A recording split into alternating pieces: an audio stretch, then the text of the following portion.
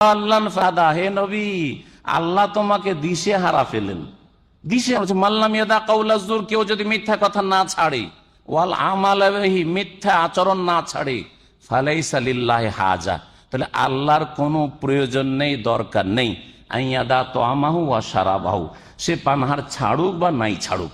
অর্থাৎ রোজার দিনে সে পানাহার করুক অথবা পানাহার ছেড়ে দিয়ে রোজা রাখুক, এই রোজার আল্লাহ ধার ধারেন না, এই রোজা আল্লাহ কবুল করেন না।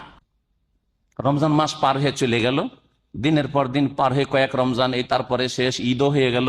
আর দেখছেন যে আমি ওই রোজার আগে শাবান মাসে যেমন পাপ টাপ করতাম, যেমন ফজর ছাড়তাম, জামাত ছাড়তাম, জামাতের সময় শুয়ে থাকতাম, ইত্যাদি বিভিন্ন গুনায় জড়িয়ে থাকতাম, রমজানেও চললো, অথবা রমজান একটু ভালো অবস্থা হলো, কিন্তু রোজার পরে ঈদের পরে আবার পাপের দিকে আমার মন চলে গেল, আর পাপ করতেই থাকলাম। তাহলে বোঝা গেল যে আপনার রোজা দিয়ে তাত্তাকুন হয়নি। গুনাহ থেকে বেঁচে থাকার ট্রেনিং এর জন্য যে আল্লাহ রোজা ফরজ করেছেন, এই ট্রেনিং এ আপনি পাস করেননি, ফেল। আমাদের ট্রেনিং কোর্স হয় যারা যে সাবজেক্ট আছে ওদের একটা করে ট্রেনিং কোর্স হয়, মাঝে মধ্যে হয়। আমাদের দায়ীদের যে কত ট্রেনিং কোর্স হয়েছে, আমি সৌদি আরবে কত জায়গায় আলহাসাই ট্রেনিং কোর্স আমাদের এককালে হয়েছে, জুবাইলে হয়েছে গিয়েছি, দাম্মামে তো কতগুলি হয়েছে, হাইলে পর্যন্ত ট্রেনিং কোর্সে গিয়েছি, কোথায় কোথায় বিভিন্ন জায়গায় আমাদের দায়ী প্রশিক্ষণ কোর্স হয়েছে, দৌরাত। এইরকমই যারা টেকনোলজির কাজ করে, সায়েন্সের ময়দানে কাজ করে, অথবা কম্পিউটারের যুগে কাজ করছে, কোনো কোম্পানির প্রজেক্টে কাজ করছে, বিভিন্ন দেশে দেশে বিদেশে বিভিন্ন ট্রেনিং হয়। যারা মেকানিক্যাল কাজ করে তাদের ট্রেনিং কোর্স হয়। ট্রেনিং কোর্সে এই রমজান মাস ট্রেনিং কোর্সে পাশ করলেন কি করলেন না এটা বোঝা যাবে তাত্তাকুনের মাধ্যমে। গুনাহ থেকে বাঁচার মতো যোগ্যতা আপনার মধ্যে রমজান পার হয়েছে না হয়নি। যদি হয়ে যায় যে আলহামদুলিল্লাহ রমজানের আগের চাইতে অনেক ভালো অবস্থায় আছি, আমার ফরজ ওয়াজিবে কোনো রকমের ঘাটতি ত্রুটি নেই, আর হারাম নাজায়েজ কাবিরাতে তো মোটেই নেই, আর ইচ্ছা করে অহরহ সাগিরা করছি তাও করি না, তাহলে বলুন আলহামদুলিল্লাহ, আপনি এই রমজানের ট্রেনিং কোর্সে উত্তীর্ণ হয়েছেন, কামিয়াব হয়েছেন, সাকসেস। আর যদি দেখা যায় যে রমজান পরে আবার ওই রকমই অবস্থা আপনার, তাহলে আপনি এই ট্রেনিং এ ফেল। আপনার এই রোজা রমজান কবুল হয়েছে কিনা আল্লাহ পাক রব্বুল আলামিন ভালো জানেন। এই জন্য প্রিয় নবী মুহাম্মদুর রাসূলুল্লাহ সাল্লাল্লাহু আলাইহি সাল্লামের দুটি হাদিস রয়েছে মর্মে, রোজা যে সার্থক হইল কি হইল না এই সম্পর্কে।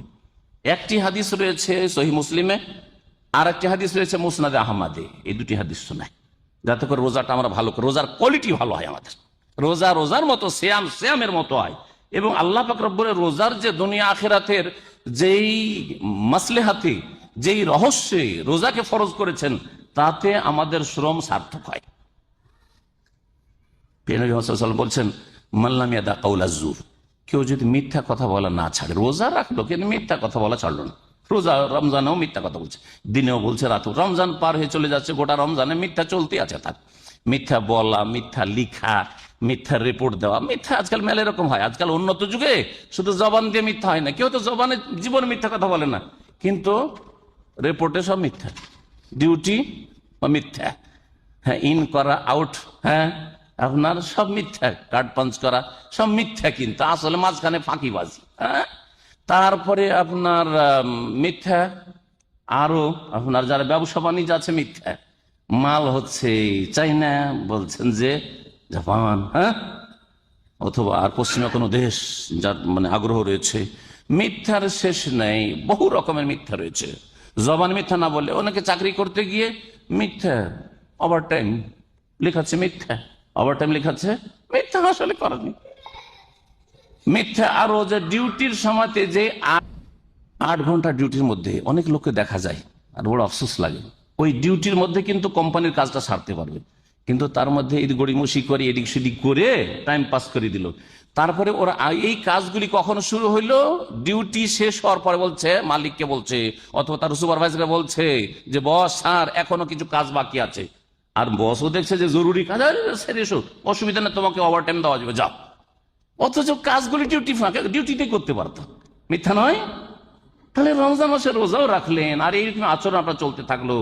রমজান মাসে রোজাও রাখছেন আর কাস্টমারকে ধোকা দিচ্ছেন, ভাই লাভ করলাম না।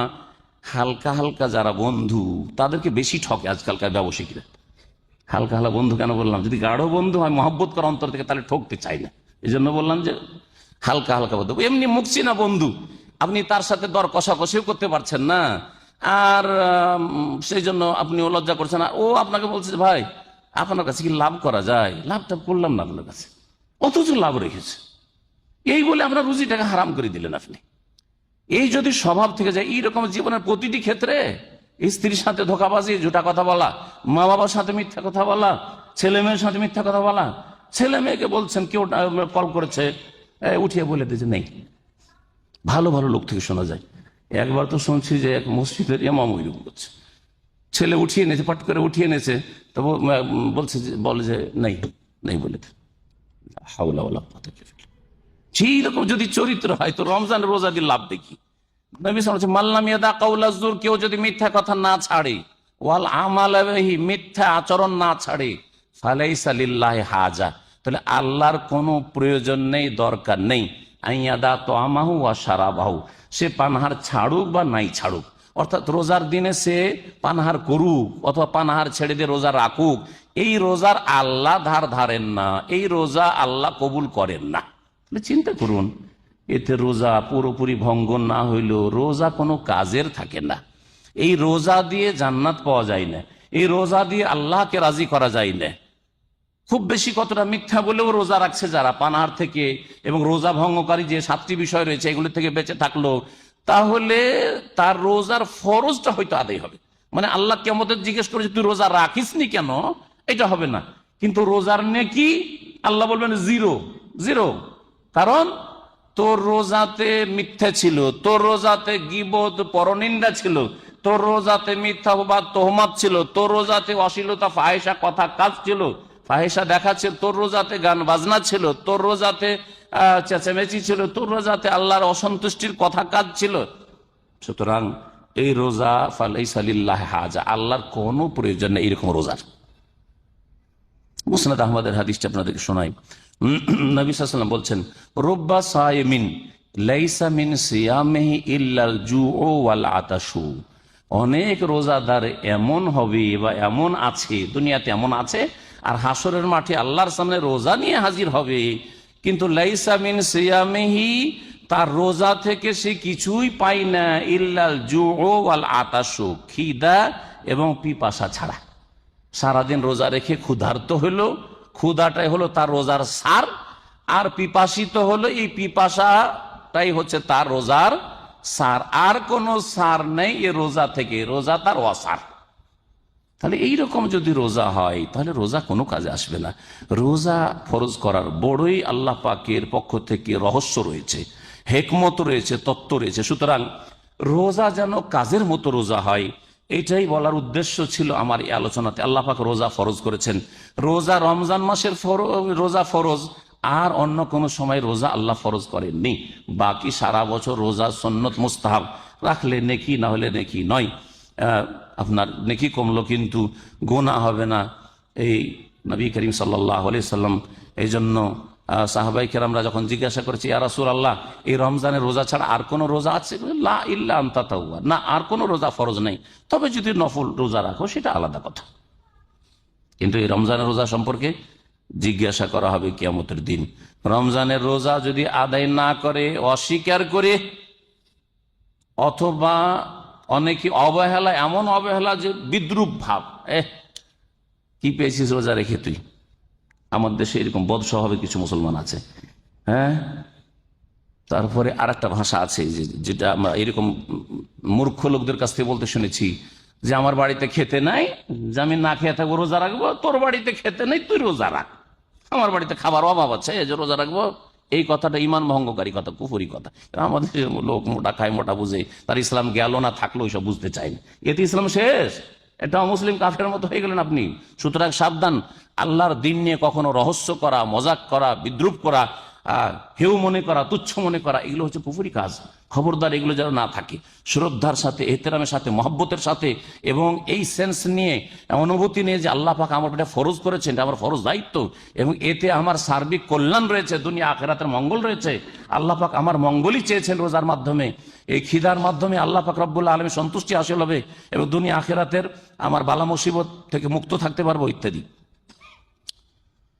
আল্লাহ পাক রমজান মাসের কথা উল্লেখ করে আগের আয়াতগুলিতে বলছে শাহরু রমাদান আল্লাযী উনজিলা ফীহিল কোরআন, রমজান এমন একটি মাস যেই মাসে কোরআন নাজিল করা হয়েছে।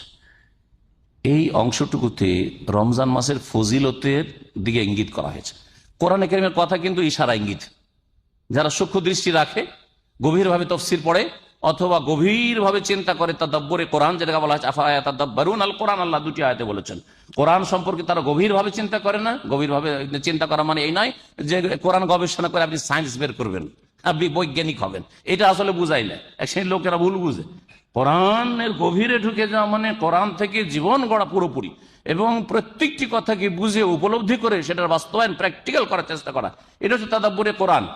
আল্লাহ পাক কোরআন গভীরভাবে পড়তে বলেছেন। শুধু কোরআনে কারীমের অক্ষরের জ্ঞান আর তেলাওয়াত করা নয়, আর নেকি পাওয়ার নয় যে 10 নেকি করে এক এক অক্ষরে ফেললাম, আর কোরআনে কারীমের শুধু তর্জমাটা শুনে নিলেন, পড়ে নিলেন, এইটাই কোরআন জানা নয়, আর কোরআনে কারীমের কোন রকম হালকা টেনে টেনে কিছু অর্থ বুঝেন সেটাও নয়, বরং কোরআনে কারীম সম্পর্কে গভীরভাবে চিন্তা করতে হবে। তো আল্লাহ পাক বলছেন রমজান এমন একটি মাস যেই মাসে কি করা হয়েছে, কোরআন নাজিল করা হয়েছে। তরজমা হয়ে গেল, তাফসীর ব্যাখ্যা হয়ে গেল যে রমজান মাসে কি হয়েছে, কোরআনটা কখন নাজিল হয়েছে, রমজান মাসে নাজিল হয়েছে।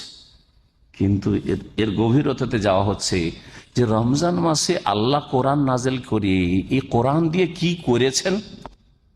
আমার মতো আপনার মতো কোটি কোটি মানুষকে রাসূলুল্লাহ সাল্লাল্লাহু আলাইহি ওয়াসাল্লামের জামানা থেকে আজ পর্যন্ত এবং কিয়ামত পর্যন্ত জাহান্নামের রাস্তা থেকে জান্নাতের রাস্তায় লাগিয়েছেন।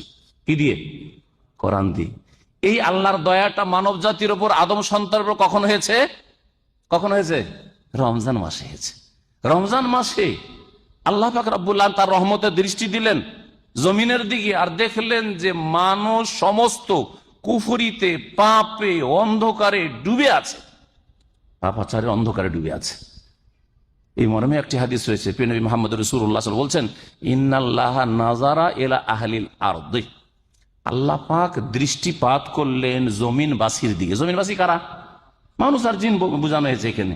মানুষ জিনের দিকে আল্লাহ নজর দিলেন, দেখলেন আল্লাহ পাক রব্বুল আলামিন। ফামাকাতাহুম আরাবাহুম ওয়া আজামাহুম, আর আল্লাহ পাক অসন্তুষ্ট হয়ে গেলেন আরব, আজম, আরব ও অনারব, সারা বিশ্বের আদম সন্তানকে দেখে যে হাইরে সকলে কুফরিতে, শিরকে আর পাপে আর হানাহানি, খুন করায় আর ব্যভিচারে আর অশ্লীলতায়, সমস্ত পাপে জড়িয়ে গেছে, পাপে ডুবে আছে। ফামাকাতাহুম আরাবাহুম ওয়া আজামাহুম, আরব অনারব সকলের উপর আল্লাহ অসন্তুষ্ট হয়ে গেলেন যে এই দৃশ্য, এই অবস্থা। ইল্লা বাকায়া মিন আহলিল কিতাব, অল্প হাতে গোনা কয়েকজন আহলে কিতাব, মুসা আলাইহিস সালামের খাঁটি অনুসারী, আজকালকার মতো ভেজাল এগুলো নাই, হ্যাঁ, যারা ধর্মকে বিকৃত করেছে মুসা আলাইহিস সালামের ধর্মের নামে, ঈসা আলাইহিস সালামের ধর্মের নামে ত্রিত্ববাদের শিরক কুফরি করেছে, ঈসা আলাইহিস সালামকে আল্লাহর পুত্র সাব্যস্ত করেছে, এইরকম কাফের গুলো নয়, বরং যারা সঠিক ঈসা আলাইহিস সালাম অনুসারী ছিল, ঈসা আলাইহিস সালামকে আল্লাহর বান্দা মনে করতো, আল্লাহর রাসূল মনে করতো, এবং ঈসা আলাইহিস সালামের মাকে সতী সাধ্বী মনে করতো, হ্যাঁ, তাদেরকে মাবুদ বানায়নি। যারা যারা তৌহিদের উপর ছিল, তারা ছিল কোথায়? ফিসসাওয়ামে, ফিসসাওয়ামে, তারা তাদের উপাসনালয়ে, ওয়াল আদইরাতে, আর তারা তাদের যেসব চার্চ ছিল, গির্জা ছিল, সেগুলিতে যারা, অথবা সংসার ত্যাগী বনে জঙ্গলে তারা ইবাদত বন্দী করছে, মানুষের পাপাচার দেখে তারা বনে জঙ্গলে চলে গেছে, ওই রকম লোকগুলিকে কিছু আল্লাহ দেখলেন যে এগুলি আল্লাহর সন্তুষ্টির কাজে, মানে তৌহিদের ওপর আছে, আল্লাহর ইবাদত বন্দিগির ওপর আছে। মাত্র হাতে গোনা কিছু লোক, সারা পৃথিবী পূর্ব থেকে পশ্চিম পর্যন্ত সকলের আল্লাহ নারাজ হয়ে গেলেন। তারপরে শেষ নবী মুহাম্মদ রাসূলুল্লাহ সাল্লাল্লাহু আলাইহি সাল্লামকে মক্কা নগরীতে তার 40 বছর বয়সে রিসালাত নবুয়ত দিয়ে সম্মানিত করলেন। কোরআন নাযিল হলো, ইকরা বিসমি রাব্বিকাল্লাযী খালাক। এই ইকরা বিসমি রাব্বিকাল্লাযী খালাক যে কোরআন শুরু হয়েছিল নাযিল হওয়া হীরা পাহাড়ের গুহায়, সেটা ছিল রমজান মাস। রমজান মাসের কোন তারিখ ছিল এই নিয়ে বড় দ্বিমত রয়েছে। কেউ বলেছেন 27 রমজান ছিল, একটি উক্তি, কেউ বলেছেন অন্য কোনো দিয়ে 21 রমজান ছিল, কেউ বলেছেন 17 রমজান ছিল, নানা মত রয়েছে, সেগুলি দেখার বিষয়ে যেই দিনে হোক। এক কথায় রমজান মাসে প্রথম আল কোরআনের লাইট পড়েছে বিশ্বের ওপর। ইকরা বিসমি রাব্বিকাল্লাযী খালাক, খালাকাল ইনসানা মিন আলাক, ইকরা ওয়া রাব্বুকাল আকরাম আল্লাযী আল্লামা বিল কলম আল্লামাল ইনসানা মা লাম ইয়ালাম। এই 5টি আয়াত নাজিল হওয়া শুরু হয়েছে। এবং তাতে জানিয়ে দেওয়া হয়েছে যে এখন আল্লাহর পক্ষ থেকে নবীর কাছে ওহী আসা শুরু এখন দ্বিতীয় পর্বে আইয়ুহাল মুদ্দাসির সূরা মুদ্দাসির এভাবে। তো শাহরু রমাদান আল্লাযী উনজিলা ফীহিল কুরআন, রমজান এমন একটি মাস যেই মাসে আল কোরআন নাযিল হয়েছে। যে মাসে কি হয়েছে? কোরআন নাযিল হয়েছে। এই কোরআনের মাধ্যমে বলেন আমিও হিন্দুরই সন্তান থাকতাম, আর না হলে আর কোন কাফের মুশরিকের সন্তান থাকতাম না যদি কোরআন নাযিল না হইতো। আপনার কথা বললে আপনার রাগ হইতে পারে, আমি নিজের কথা বললাম, ঠিক কিনা? সাহাবায়ে কেরাম আবু বকর, ওমর, ওসমান তারা কি অবস্থায় ছিলেন? যদি কোরআন নাযিল না হইতো, নবীও জানতেন না, আর নবী না জানলে কি শিখাইতেন তিনি? তাই আল্লাহ কোরআন একটি আয়াতে বলেছেন মা কুনতা তাদরি মাল কিতাব ওয়ালাল ঈমান, হে নবী তুমিও জানতে না যে কিতাব বা কি জিনিস, আর ঈমান ইসলাম বা কি জিনিস, তুমিও জানতে না। সুবহানাল্লাহ। কিন্তু নবী সাল্লাল্লাহু আলাইহি ওয়াসাল্লাম খুব বিব্রত ছিলেন, খুব পেরেশান থাকতেন, আর খুব অসন্তুষ্ট থাকতেন এই দৃশ্যের উপর যে 360টি মূর্তি কাবার চারিদিকে রেখে পূজা হচ্ছে, আর ছোট থেকে প্রাকৃতিক ভাবে এই মূর্তি পূজা, প্রতিমা পূজা, হাতে গড়ছার পূজা করছে, এসবের ঘৃণা তো ছিল, কিন্তু দিশে হারা। এটা ভুল, তাহলে ঠিকটা কি, ঠিকটা জানা ছিল না, এটাকে দিশে হারা বলা হয়। এই জন্য আল্লাহ কোরআনে বলেছেন সূরা দোহাতে ওয়াজাদাকা দাল্লান ফাহাদা, হে নবী আল্লাহ তোমাকে দিশে হারা ফেলেন। দিশে হারা, যে আল্লাহ যাবো কোন দিকে, এই সব তো মাবুদ নয়, এই সব তো উপাস্য নয়, এই মূর্তি পূজা তো ধর্ম না, আল্লাহকে পাওয়ার রাস্তা নয়, তো আল্লাহকে পাবো কি করে? আল্লাহ সম্পর্কে শুনছি আল্লাহ সৃষ্টিকর্তা, কিন্তু আল্লাহকে পাবো কোন তরিকায়? ওয়াজাদাকা দাল্লান, আল্লাহ তোমাকে দিশে হারা ফেলেন, ফাহাদা অতঃপর তিনি তোমাকে রাস্তা দেখাইলেন। তোমাকে কি করলেন? রাস্তা দেখিয়ে দিলেন কোরআনের মাধ্যমে। শাহরু রমাদান, এই রমজান মাসে রাসূলুল্লাহ সাল্লাল্লাহু আলাইহি ওয়াসাল্লামকে আল্লাহ রাস্তা দেখিয়েছেন। আবু বকর, উমরের জন্য আল্লাহ হেদায়েতের রাস্তা খুলেছেন, সকল মুমিন মুসলিমের জন্য, মুমিন মুমিনাতের জন্য আল্লাহ পাক রাস্তা খুলেছেন। তার রমজানের কত বড় ফজিলত, যে রমজান কত যে রহমতের মাস, যে রহমতের মাধ্যমে আমরা হেদায়েত পেয়েছি। আল্লাহ পাক যেন হেদায়েতের উপর আমাদেরকে টিকে থাকার তৌফিক দান করেন। রমজান মাসের অনেক ফজিলতের হাদিস রয়েছে যেগুলি জানা আছে। রমজান মাসে জান্নাতের দরজা খোলা হয়, আকাশের দরজা খোলা হয়, ফতিহাত আবওয়াবুল জান্নাতে ফতিহাত আবওয়াবুস সামাই, বুখারী মুসলিম হাদিস রয়েছে। আকাশের দরজা খোলা হয় মানে রহমতের দরজা খোলা হয়, জান্নাতের দরজা খোলা হয়, জান্নাতে যাওয়া বান্দাদের জন্য সহজ হয়ে যায়। ওয়াগুল্লিকাত আবওয়াবুল জাহিম, আর জাহান্নামের দরজা বন্ধ করে দেওয়া হয় যাতে করে পাপের রাস্তা সংকুচিত হয়ে যায়। ও সুফেদাতি শায়াতিন বা সুলসিলাতি শায়াতিন, বিভিন্ন ভাষা দিয়ে রয়েছে, শয়তানকে শিকলাবদ্ধ করে দেওয়া হয় যাতে করে শয়তান, জিন শয়তান আর বেশি বিভ্রান্ত না করতে পারে। একটা মাস অন্তত জিন শয়তানের অনিষ্ট থেকে, ওয়াসওয়াসা থেকে, কুমন্ত্রণ থেকে আদম সন্তানকে বাঁচানো সম্ভব হয়। এতগুলি আল্লাহ পাক রব্বুল আলামিন বন্দোবস্ত করেছেন আমাদের সৎ জীবন যাপনের জন্য, ভালো মানুষ হওয়ার জন্য। তারপরেও যদি শয়তান যে চাকা ঘুরিয়ে দিয়েছে তাতেই যদি ঘুরতে থাকি, রমজান গোটা চলে গেল, তারপরে শয়তান যে ঘুরিয়ে দিয়ে চলে গেছে 11 মাস, ওতেই ঘুরতে আছেন পাপের, আপনি পাপের চাকায়, তাহলে কোনোদিন আপনি নাজাত পাবেন না। আল্লাহর ওয়াস্তে এখনো নিজের কথা চিন্তা করুন, আত্মপর্যালোচনা করুন, নিজের হিসাব নিজে কষুন, এবং অতীতে যা হয়েছে আল্লাহ পাক সব মাফ করবেন যদি আপনার অন্তরে খুলুসিয়াত থাকে এবং তওবা করেন। ইয়া ইবাদিয়াল্লাযীনা আসরাফু আলা আনফুসিহিম লা তাকনাতু মির রাহমাতিল্লাহ, হে আমার ওই বান্দারা, আল্লাযীনা আসরাফু আলা আনফুসিহিম, যারা নিজেদের উপর অত্যাচার করেছো, সীমা লঙ্ঘন, বাড়াবাড়ি করেছো, অনেক পাপ হয়ে গেছে, নিরাশ হয়েও না। লা তাকনাতু মির রাহমাতিল্লাহ, যে এই এত বড় আমি খুন করেছি, আল্লাহ কি মাফ করতে পারেন? আমি কবরে মাজারে সিজদা করেছি, আল্লাহ কি মাফ করবেন? আমি ব্যভিচার করেছি, আল্লাহ কি মাফ করবেন? আমি সুদ খেয়েছি, আল্লাহ কি মাফ করবেন? আমি চুরি ডাকাতি করেছি, আল্লাহ কি মাফ করবেন? লা তাকনাতু মির রাহমাতিল্লাহ, আল্লাহর রহমত থেকে নিরাশ হয়েও না। ইন্নাল্লাহা ইয়াগফিরুয যুনুবা জামিয়া, বেঁচে থাকতে মওত আসার আগে তওবা যদি করতে পারো, আল্লাহ সব গুনাহ মাফ করতে পারে। আবু জাহালের সমকক্ষ সমতুল্য এই জাহিলিয়াতের যুগে উমর ছিলেন। নবী করিম সাল্লাল্লাহু আলাইহি ওয়াসাল্লাম দোয়া করলেন আল্লাহুম্মা হাদি আহাদাল উমারাইন, আল্লাহ দুই উমরের এক উমরকে হেদায়েত করে দাও। দুই উমর বলতে কাকে বুঝিয়েছিলেন? এক হচ্ছে উমর বিন খাত্তাব, আর যাদের মানুষ বীর পুরুষ, আর আমর নাম ছিল আবু জাহালের। আবু জাহালের নাম কি ছিল? আমর। আল্লাহ দুই উমরের যেই উমর তোমার কাছে বেশি প্রিয়, আল্লাহ মাহাদে আহাব্বাল উমারাইনি ইলাইক, দুই উমরের মধ্যে যে তোমার কাছে বেশি প্রিয় তাকে তুমি হেদায়েত করে দাও। একটা তো আমাকে দাও, একটা সাহসী, একটা বাহাদুর তো আমাকে দাও। সুবহানাল্লাহ, রাসূলুল্লাহ সাল্লাল্লাহু আলাইহি ওয়াসাল্লাম এই দোয়া কবুল হলো। যেই ব্যক্তি দুশমন, রাসূলুল্লাহ কট্টর দুশমন, সেই ব্যক্তি বোনের বাড়ি এসে তার অবস্থা পরিবর্তন হয়েছে, যে কিসসা বলতে চাইছি না আমি। আর তারপরে যেই ব্যক্তি রাসূলুল্লাহ সাল্লাল্লাহু আলাইহি ওয়াসাল্লামকে খুঁজে বেড়ে, তো কোথায় আছো, দেখবো কোথায় আছো, মারবো, সুবহানাল্লাহ, সে হাজির, ইয়া রাসূলুল্লাহ আমাকে পাক করে নেন, আমি ইসলাম কবুল করার জন্য এসেছি, আমি কালেমা লা ইলাহা ইল্লাল্লাহর শাহাদাত দিচ্ছি। সুবহানাল্লাহ। সাহাবারা বলছেন, আব্দুল্লাহ মাসউদ রাদিয়াল্লাহু তাআলা খুব কমজোর সাহাবী ছিলেন, বলছেন যে অতদিন পর্যন্ত আমরা লাঞ্ছিত অপদস্থ ছিলাম মক্কায়, যতদিন পর্যন্ত উমর কি হয়নি, মুসলিম হয়নি।